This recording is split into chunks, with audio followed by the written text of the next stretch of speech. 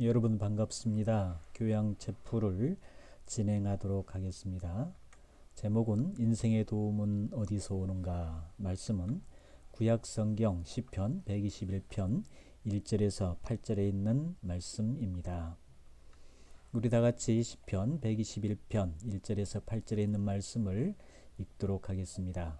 내가 산을 향하여 눈을 들리라. 나의 도움이 어디서 올까? 나의 도움은 천지를 지으신 여호와에게서로다. 여호와께서 너를 실족하지 아니하게 하시며 너를 지키시는 이가 졸지 아니하시리로다. 이스라엘을 지키시는 이는 졸지도 아니하시고 주무시지도 아니하시리로다. 여호와는 너를 지키시는 이시라. 여호와께서 네 오른쪽에서 네 그늘이 되시나니 낮이 해가 너를 상하게 하지 아니하며 밤에 달도 너를 해치지 아니하리로다. 여호와께서 너를 지켜 모든 환난을 면하게 하시며 또 네 영혼을 지키시리로다. 여호와께서 너의 출입을 지금부터 영혼까지 지켜 주시리로다. 아멘. 사람들은 젊고 건강하고 돈과 권력이 있을 때에는 하나님의 도움을 받으려 하지 않죠. 그러나 모든 것을 가졌지만 사람들은 행복하지가 않습니다. 모든 것을 가졌지만 마음은 항상 불안과 근심과 우울과 외로움의 연속임을 보게 됩니다. 그 이유는 무엇일까요? 진정한 도움을 받지 못하기 때문입니다. 인생의 진정한 도움은 어디서 오는가? 삶이 힘들고 공고할 때에 진정한 도움을 누구로부터서 받아야 하는가? 결국 삶이 힘들고 어려움이 있을 때에 누군가의 절실한 도움이 필요합니다. 지금처럼 힘든 시기, 어려운 상황에 처했을 때에 여러분들은 이 본문의 말씀을 통해서 삶의 힘이 되시고 위로가 되는 말씀이 되었으면 합니다. 자, 그렇다면 인생의 도움은 어디서 오는가? 시편 기자는 내가 산을 향하여 눈을 들리라. 나의 도움이 어디서 올까라고 고백합니다. 사람들은 어려움에 처하게 되면 힘이 있는 사람에게 도움을 요청합니다. 돈이 있는 사람, 권력을 가진 사람에게 호소하게 되는 거죠. 반면에 힘이 없는 사람에게는 요청하지를 않습니다. 그러나 중요한 것은 도움을 요청한다고 해서 모든 것을 무조건적으로 수용해 주지는 않습니다. 그 이유는 지속적으로 도와줄 수 없기 때문입니다. 사람이 어려울 때 한두 번은 도와줄 수가 있죠. 그런데 10년, 20년 동안, 50년 동안 지속적으로 도와줄 수가 없습니다. 두 번째는 한계가 있습니다. 도와주는 것도 한계가 있더라. 돈이 있고 권력이 있다 할지라도 도와줄 수 없는 일들이 너무나 많이 있습니다.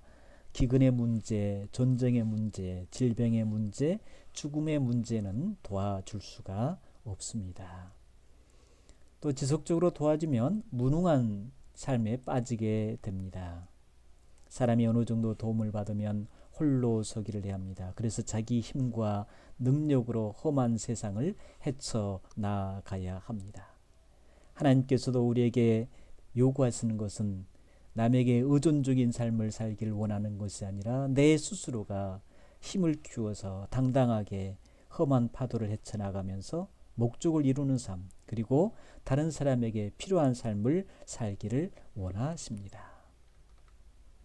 그래서 시편 기자는 내가 산을 향하여 눈을 들리라. 나의 도움이 어디서 올까라고 말합니다. 이렇게 말한 이유는 뭘까요? 인생이 결정적인 순간에는 그 누구도 나에게 진정한 도움을 줄 수 없다라는 것을 깨달았기 때문입니다. 인생이 절망적이고 불행한 상황에 처했을 때 누구도 도와줄 수 없습니다.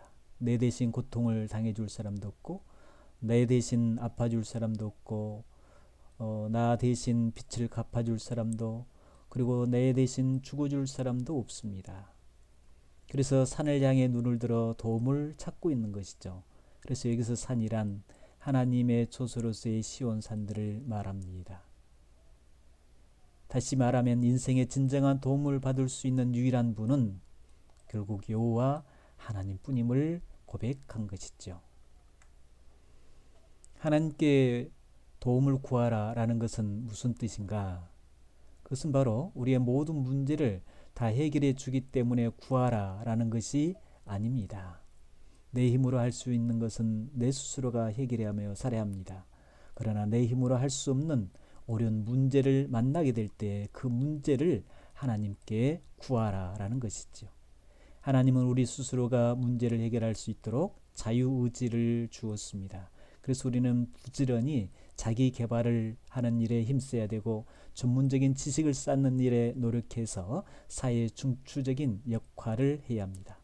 언제까지 어린아이처럼 보채기만 하고 도움만 바라며 살 수는 없습니다. 하나님도 내가 노력하지 않으면 어떻게 해줄 수 없습니다. 내가 공부하지 아니하면 도와줄 수 없습니다. 목적을 가지고 살지 아니하면 도와줄 수가 없습니다. 하나님은 목적을 가지고 열심히 성실하게 그리고 도전적인 삶을 사는 사람들에게 하나님은 도와주십니다. 그래서 우리에게 필요한 것은 뭘까요? 강한 정신력과 성숙한 믿음입니다. 강한 정신력과 성숙한 믿음으로 내 인생의 문제를 해결하면서 지향적인 삶을 살아갈 때 삶의 성취감을 경험하게 되고 그리고 그로 인하여서 타인에게 행복을 주는 소중한 삶이 되게 될 것입니다. 그렇다면 시편 기자는 왜 여호와 하나님께 도움을 구하라라고 말하고 있을까요? 첫째는 천지를 지으신 여호와 하나님이시기 때문입니다. 오늘 본문에 보면 나의 도움은 천지를 지으신 여호와에게서로다라고 말합니다.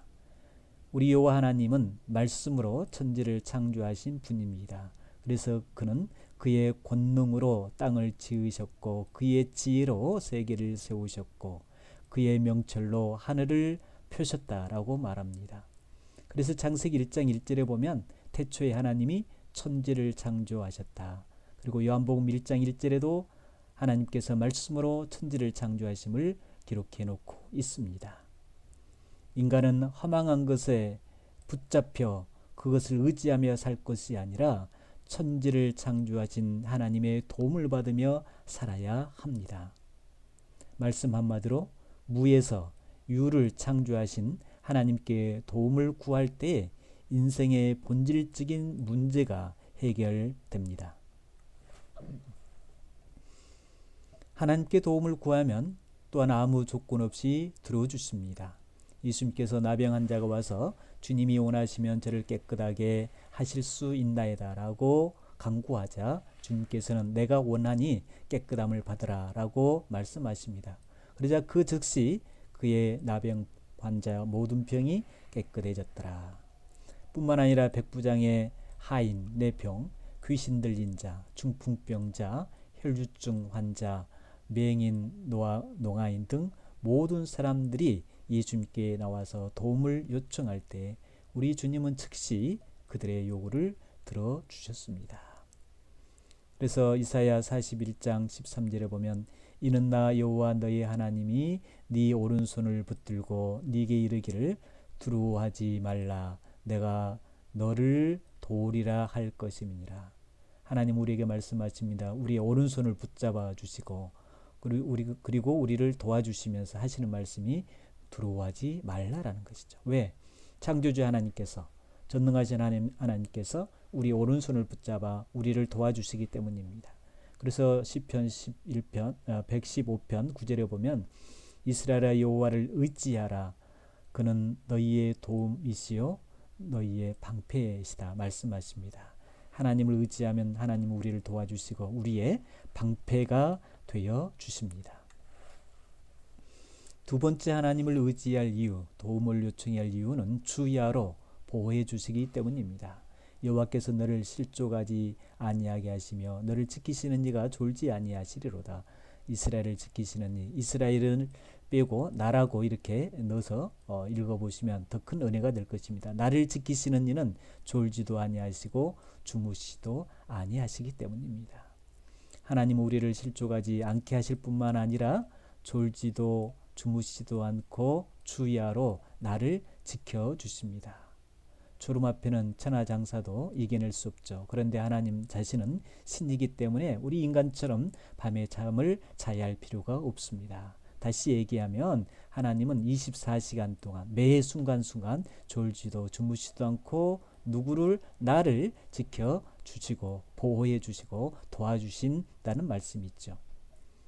일거수일투족을 일일이 감찰하고 보호해 주시면서 철저하게 지켜주신 하나님의 사랑과 자비의 모습을 발견할 수가 있습니다.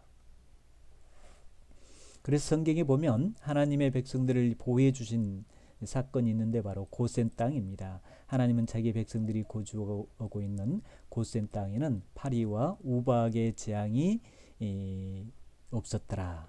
그래서 출애굽기 8장에 보면 분명하게 말씀하고 있죠. 네가 만일 내 백성을 보내지 아니하면 내가 너와 네 신하와 네 백성과 네 집들의 파리떼를 보내리니, 여기서 애굽은 이집트를 얘기합니다. 이집트 사람의 집집에 파리떼가 가득할 것이며 그들이 사는 땅에도 그러하리라.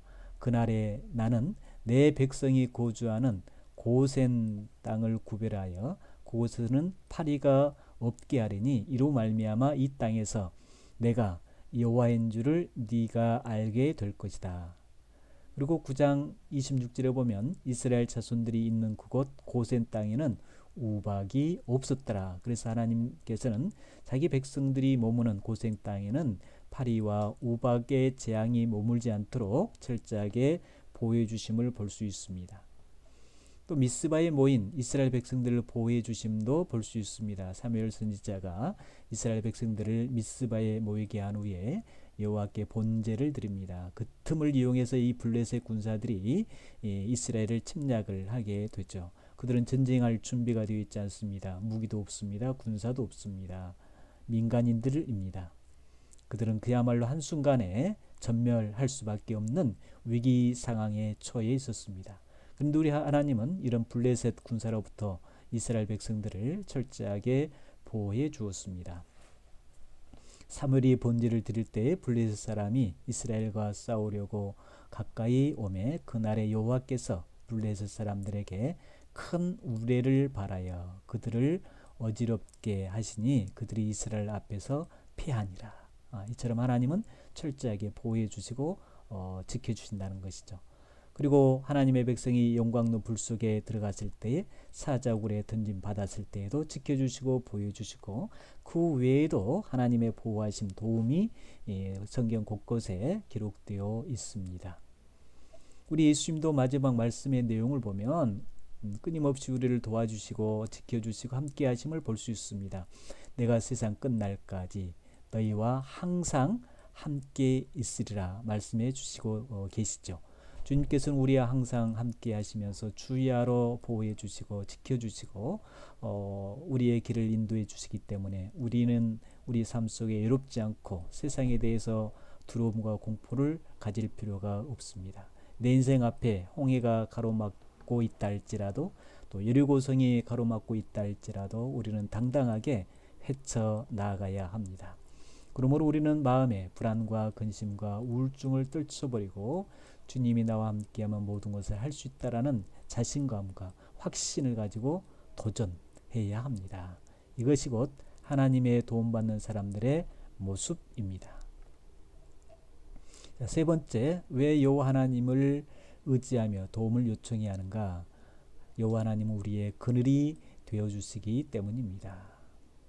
여호와는 너를 지키시는 이시라. 여호와께서 네 오른쪽에서 네 그늘이 되시나니 낮의 해가 너를 상하지 않게 하며 밤의 달도 해치지 않게 하리라 말씀하십니다.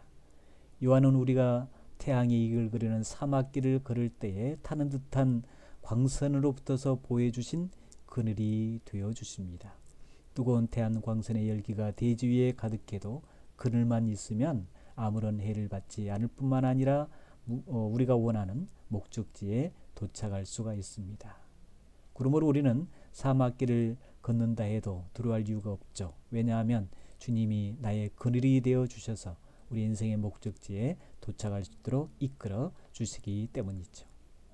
그러므로 이사야 25장 4절에서 5절의 내용을 보면 하나님은 너무나 멋지신 하나님이심을 느끼게 될 것입니다. 주는 포악자의 기세가 성벽을 치는 폭풍과 같을 때에 빈궁한 자의 요새에 있으며 환난당한 가난한 자의 요새이시며 폭풍 중에 피난처이시며 풍향을 피하는 그늘이 되셨사오니 마른 땅에 풍향을 제함같이 주께서 이방인의 소란을 그치게 하시며 풍향을 구름으로 가림같이 포악한 자의 노래를 낮추시리라.